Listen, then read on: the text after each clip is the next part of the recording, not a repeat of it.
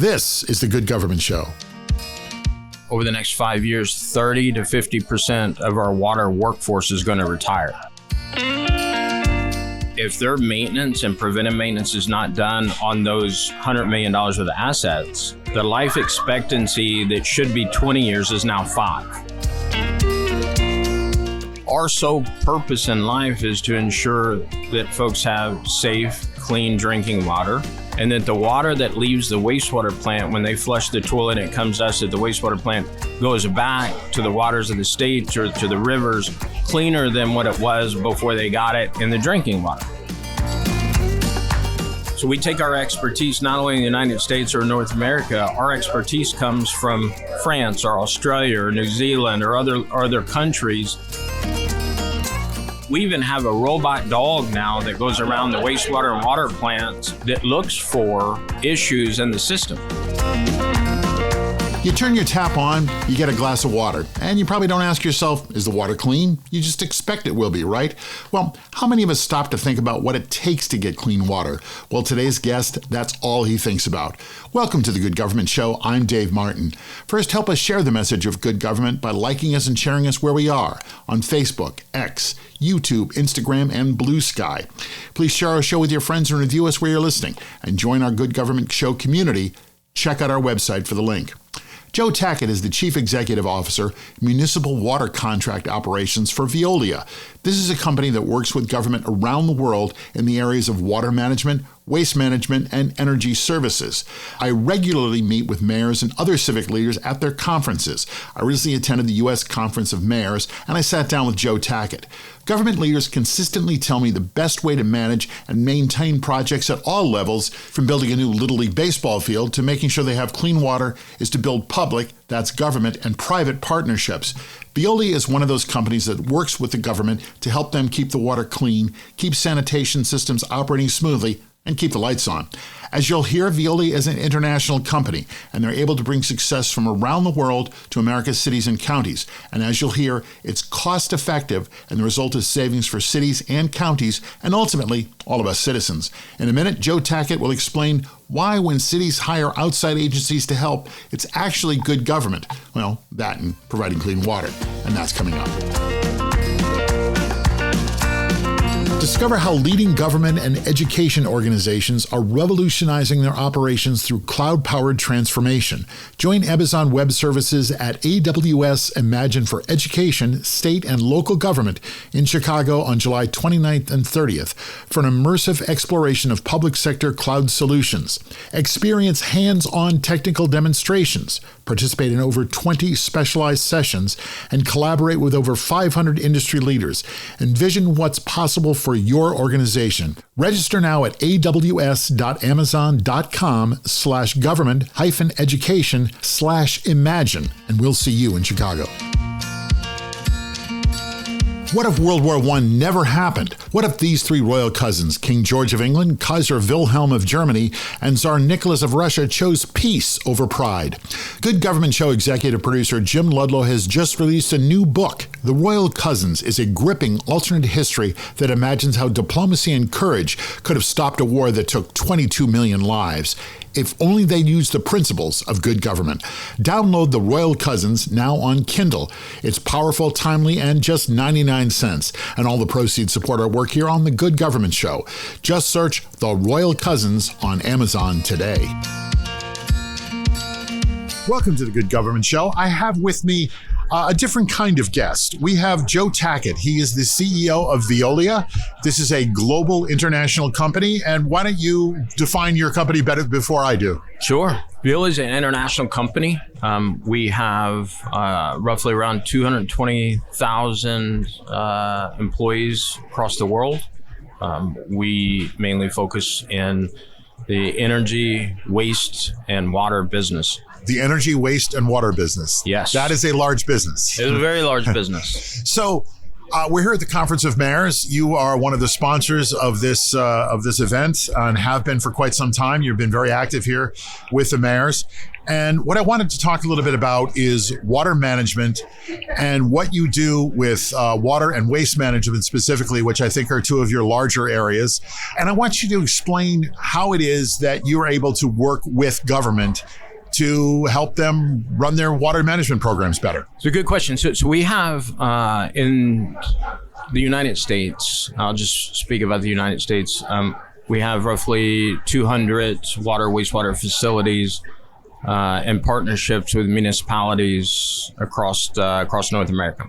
Okay. One of the ways that we're able to work very closely in partnership with them through public-private partnership, or P3, is being able to come in and help them look at ways of efficiencies, look at their water compliance, both on the water side and wastewater side. We also look at their infrastructure.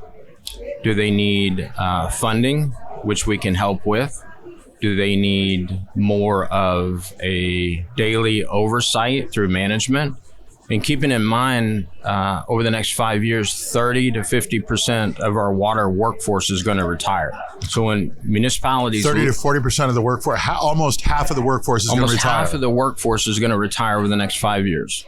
That can't be good. That's not good. Okay. But we have workforce development programs in place all across the country. We partnership with colleges, schools, through curriculum to make sure that next generation, that next workforce is coming on board. And when I talk about infrastructure, if you can think of it this way, so when municipalities go out and they say, okay, I need, let's say $50 million on infrastructure, or 80 million or 100 million, what's that look like? Where do they get the funding for it? How are they going to get the funding for it? And how do they prioritize where that funding goes? And we're able to help them prioritize whether that needs to go in the collection system or distribution system on pipes underground you can't see, or does it need to go in the wastewater treatment facility itself, in which you can see, and you can see those assets. So we're able to help them prioritize. And then when it comes to... Well, let me just slow down for a moment here. Sure. So, like I said, usually we talk with people who are in government, but you assist government. When people hear that a municipality, a city has hired an outside contractor, the first thing a lot of citizens think about is, wait a minute, this is going to cost me more money. Why are we paying an outside contractor? Why are we paying outside consultants? Which sometimes can be a bit of a dirty word, outside consultants. How do you help cities? What do you bring to the table that the local city water management district can't do on its own? So don't get me wrong. We have a lot of municipalities and a lot of great leaders out there, a lot of great operators that manage and maintain their system very, very well. We do have municipalities in which was lacking in the front of investment into the systems. So we bring that expertise to them. And if you think of it this way, so our ability through Veolia Asset Management System, it's a data management system that maintains infrastructure in a system that does CMMS. So it's a maintenance management software system that enables us to help manage their maintenance system on the ground in real time. If their maintenance and preventive maintenance is not done on those $100 million worth of assets, the life expectancy that should be 20 years is now 5. Oh. So if you look at it, that's a big difference. It's a big difference. And if you look at it that way and nobody's maintaining those assets are coming back in front of city council again, or sewage and water board, or whatever the case may be, to replace those earlier than what they should be replaced. And that, in turn, increases the rates of the citizens of what they pay for water and sewer. Our sole purpose in life is to ensure that folks have safe, clean drinking water, and that the water that leaves the wastewater plant, when they flush the toilet and it comes to us at the wastewater plant, goes back to the waters of the state or to the rivers cleaner than what it was before they got it in the drinking water. Yeah. But we help hold the rates steady for the community. The water and sewer rates. Are you saying that you save the city money? Absolutely, 100%. 100%. Save 100%. Absolutely. So when people hear, oh, we've hired an outside agency to manage our water, their first thought should be, oh, good, we're finally going to start saving money. Yes. Yes. So when you look at, I'll just take it. That's a surprising way to look at it. No, if you take, no, absolutely. If you take, let's just take, for example, Atlanta Fulton County's water treatment facility. Okay. It's jointly owned between Atlanta and Fulton County. All right.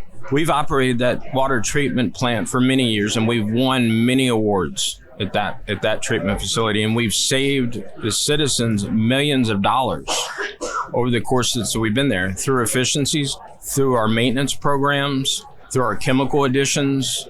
We've saved them millions of dollars, able to maintain that system and provide safe, clean drinking water to Fulton County and to the city of Atlanta. And you've been able to do that because you've been down this road in 200 other places and around the world. Yeah, not only at absolutely, not only at 200. I said 200 places in the United States or in North America on the drinking water and wastewater side, but if you look at globally, we're in 47, 50 countries globally.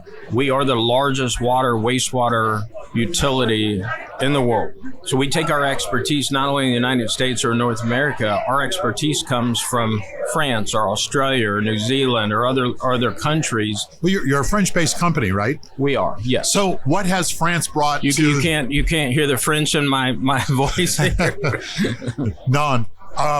What has France and France's technology brought to the United States? We just implemented and kicked off our first HubGrade system. So HubGrade is a software created and developed by Veolia in France. It was rolled out in over 4,000 water wastewater facilities in France. And what it does is it takes the data out of that wastewater plant, puts it into a data lake, let's say in a cloud. Okay. HubGrade pulls all that data out of the data lake into a computer-based system that analyzes it in real time, is able to show you where your next emergency is going to be. Even how much rain you're going to get in predictive AI, how much rain you're going to get tomorrow. So it sounds like a technology AI-based sort of data compilation and distillation system that allows you to get quick results in real time. Absolutely. How'd I do? You did absolutely fantastic. It's almost, I like to describe it as like... I used to work for a tabloid newspaper, so I'm good at breaking stuff down really quickly. Like a smartphone. You get on your smartphone, you got multiple apps on your smartphone, you can click on it, and there's data inside that app. HubGrade is like that. There's multiple apps inside of HubGrade. We pull everything from the water wastewater facility. We look at water cleanliness. We look at water going to the river. We look at trending data. AI provides us an excellent avenue to look at what tomorrow holds for that water wastewater facility. And that's in turn where the savings comes in, because we're able to control the chemical feed systems. We're able to control the energy use at the plant through the HubGrade. Now, I say this, HubGrade was developed in France. We just started rolling that out in the United States, called HubGrade at Scale. We're at about 53 locations in the United States right now. We opened our first hub that's controlled in the central region of the U.S. in New Orleans. Our second hub is opening in September in Phoenix, which will control all the West Coast sites. Okay. All right. So yeah, it's come a long way. Are you excited about this? Absolutely excited, because the HubGrade itself is a system in which is ultimately going to save the U.S. citizens money through their rates. We're able to control those rates. So when people are home, they turn their tap on, they hope and expect for clean water. How do you help deliver that? We deliver that through our maintenance data system, and our maintenance system, as you can imagine. So right before I came here in Bolingbrook, I woke up and I had very low water pressure. And the first thing I did was... The CEO of a water company had low water pressure at his house. I had low water pressure in my home. I go downstairs. The first thing I did was go to the basement and thinking, hopefully I don't have a leak in the basement. I go to the front yard where the water's connected. I look outside and see if somebody's running fire hydrants outside. And then I get an alert on my phone saying there's several water main breaks in the city. So that's why I have low pressure. Okay. Now, Veolia doesn't run the community that I live in. It's owned by a private company. Okay. If you take those water lines that are, 80 to 100 years old, Mayor Dickens in Atlanta talked about this a while ago. Through predictive AI and through some of the technology that we have today, you're able to tell when you're going to have a break and how big that break's going to be. Is it going to deplete your water tanks in the city? Or is it going to be a small break on a 4-inch line or an 8-inch line? I want to get back to something that you talked about before a little bit. You said that in the next 5 years, almost half, slightly less than half of the waste managers in the United States are going to go away. How do you get someone excited, a 22-year-old, 23-year-old person, to go into waste management? Hi. You're going to deal with sewage the rest of your life. That's a great point. So I'm a believer. So I came out of the Marine Corps. I joined the Marine Corps at a young age. I come out of the Marine Corps. I got my first job at a wastewater treatment facility, making $8.50 an hour. This was long ago. This is 30 years ago now. Right. Making $8.50 an hour through leadership development programs, through workforce development programs. I was able to get my certifications and license and grow in a business like Veolia, in which makes you extremely proud of the work that you do day in and day out. Now, if you go backwards for a second, you say, okay, how do you get somebody that's a senior in high school excited about going to work in wastewater?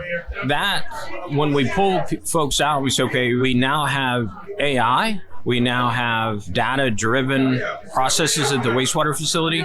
We even have a robot dog now that goes around the wastewater and water plants that looks for issues in the system. Right. You take that and the components of our digital world today, and you take that and you show that to the kids that's coming out of whether it be college or whether it be high school, that entices them to come see what you're actually doing. Now, the rates of the job when I started was $8.50, but today, if you're looking at a retirement plan, if you're looking at a great salary plus incentives, you can't beat going in the water industry. And the reason why I say that is because it is stable.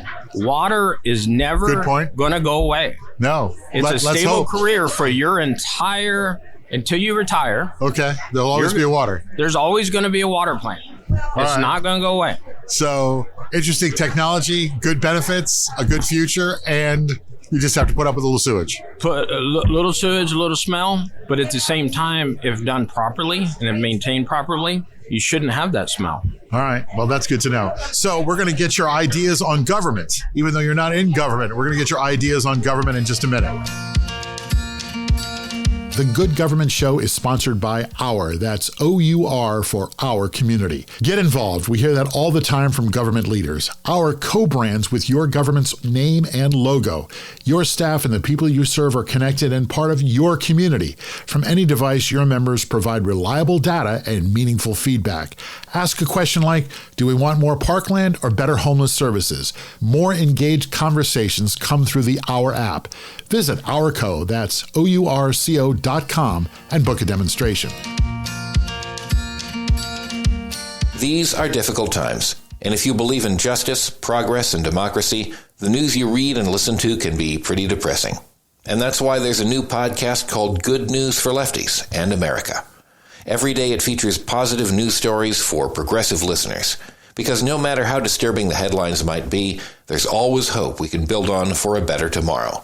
Good News for Lefties and America. Listen on this platform at goodnewsforlefties.com or wherever podcasts are heard. All right, so we have on our show something called the Good Government Show Questionnaire, and I'm going to change it as we go along because you're not in government. All right. However, you work with government regularly. So the first question I ask everyone is, what is good government? Good government is making sure that the citizens in your municipality or within your state have the necessary resources and tools to succeed. And You're able to do that effectively through public-private partnerships in order to help lower your taxes or keep your taxes stable and keep your rates of water and sewer stable. If people don't like what they see in government, if they're not happy with the way things are going, if they don't think, Veolia is taking care of their sewage treatment plant properly, what should they do? I would encourage anyone to reach out and have a conversation. It doesn't hurt to have a conversation. Just have a conversation around why they think that way. And I wouldn't try to change anyone's mind, but I would try to help. I would like to understand why they feel that way and how do we change it. What got you into this industry? Well, coming out of the Marine Corps, I was looking for a career path, and this is a true story. I had 2 job offers at the time. I had applied, as you can imagine, for many. I had 2 at the time. One was at a Volvo dealership selling cars. All right. The other one was at a wastewater treatment facility in southern Indiana. I was talking to my dad at the time, and he said, look, completely up to you. My dad was in safety. He was a coal miner for 20 years. Tough job. But went into underground mine rescue and a bunch of other stuff. And he's like, look, give the wastewater a try. So that's what I did. All right. And you never sold a Volvo? Never sold a Volvo. Do you drive a Volvo? I do not. No. Okay. All right. Did you ever consider a career? I mean, you were a Marine. Did you ever consider a career in public service? I mean, even the police department or fire department, something like that?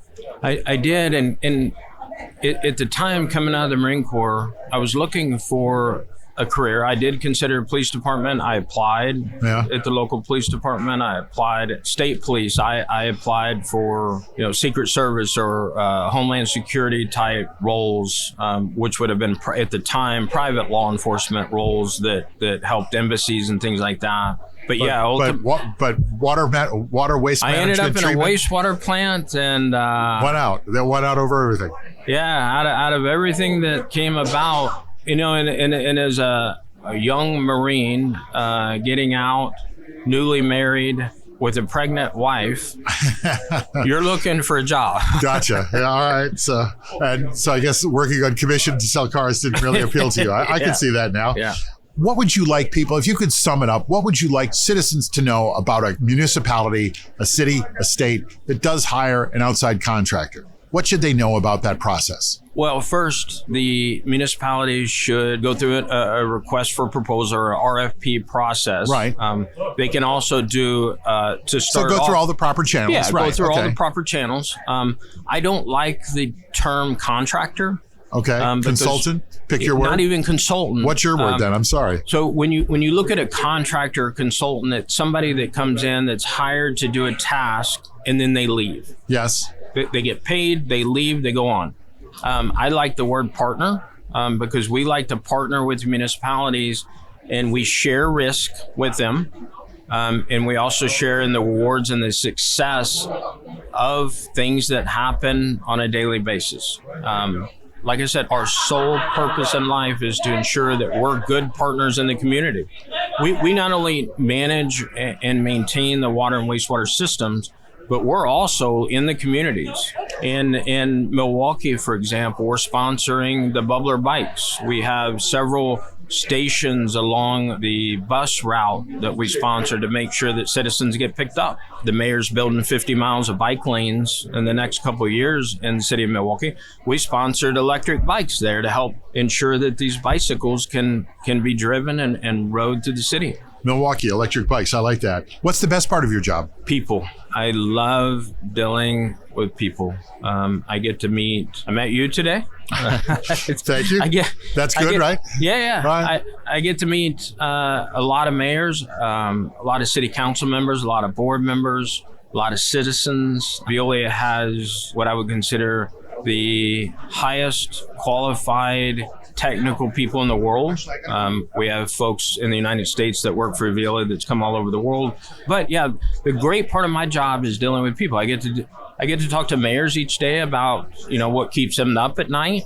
I get to talk to city council members or to board members of what keeps them up at night and their families and their communities. How do we become better partners in the communities? So yeah, it's my job is absolutely amazing. You hear a lot of mayors talk about the fact that you need a good public-private partnership on projects to get stuff done. That the city can't do it alone. The municipality can't do it alone.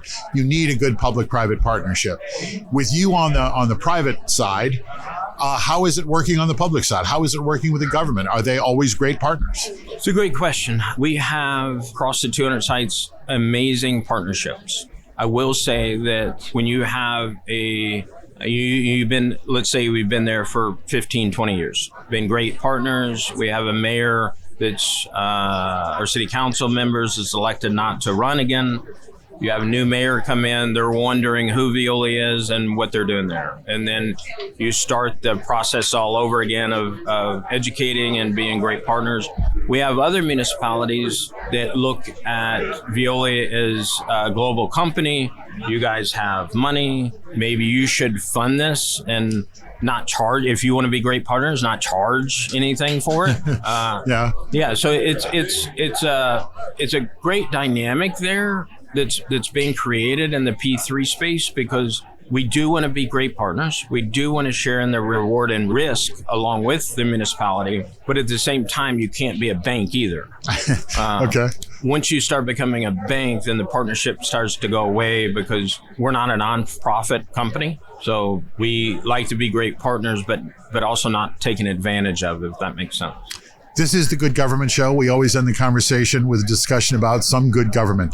Tell me about a good government project that Veolia has able to start, maintain, and really turn around what was going on in that city. I'll talk about I've been talking about larger cities such as Tampa or Milwaukee or New Orleans. I'll talk about a small one, a little town called Mosheim, Tennessee. We were able to connect through them through an RFP process. They were looking for somebody to come in, a partner to come in and help change the course that they were on, the track that they were on, which was they're having to raise rates. They're going to have to look to replace all their assets. They're going to have to, a lot of their assets were offline at the time or not working or going a different direction. So we were able to come in and partner up with Mosheim, Tennessee to make sure that not only did they not have to automatically raise rates, but we got their equipment online, got their equipment running, got their plant back in compliance.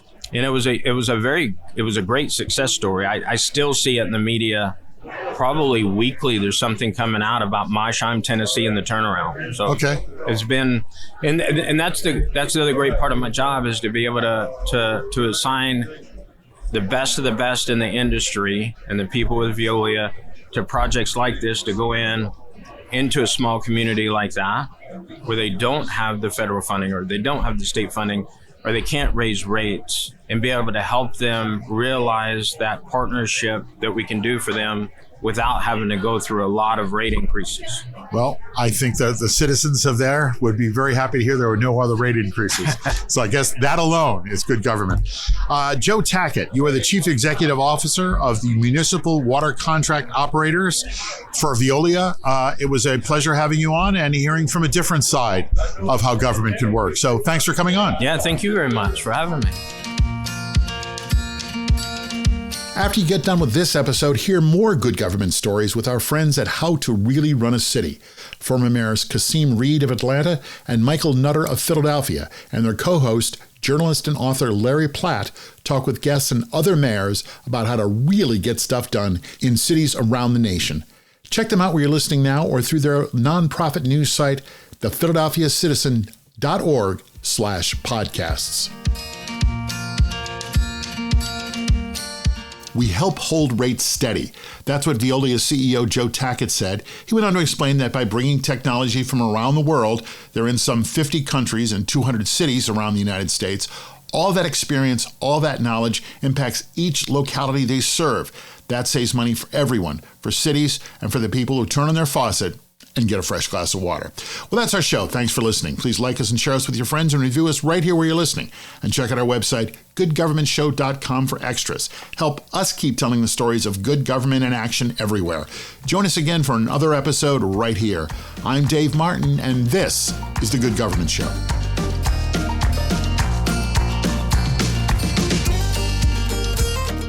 The The Good Government Show is a Valley Park production. Jim Ludlow, Dave Martin, that's me, and David Snyder are the executive producers. Our show is edited and produced by Jason Stershic. Please subscribe, then share us, and like us and review us. That's the best way to make sure we're able to keep telling these stories of our government working for all of us. Then listen to the next episode of The Good Government Show.